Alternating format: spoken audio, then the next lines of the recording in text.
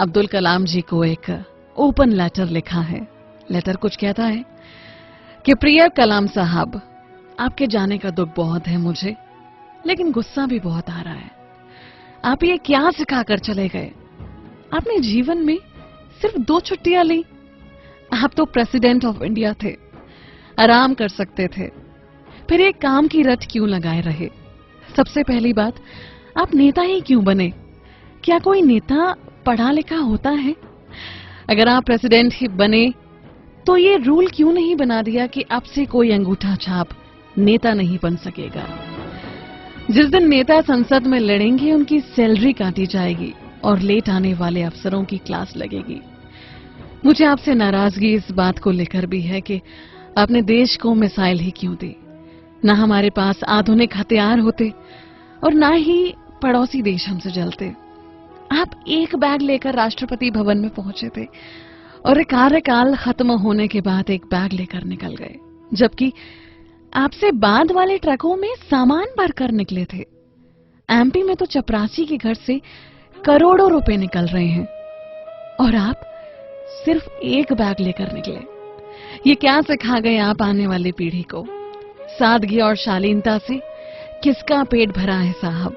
लोगों को आपके जैसा सम्मान नहीं, सिर्फ पैसा चाहिए। एक और बात जो आपकी मुझे बहुत गलत लगती थी कि आपने कभी प्रेसिडेंट जैसा रौब नहीं जमाया।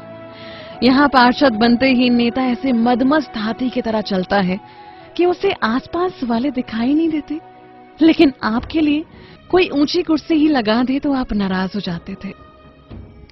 छोटे बड़े का भेद तो आपको समझना चाहिए था ना। अब बात करते हैं आपकी कमाई की।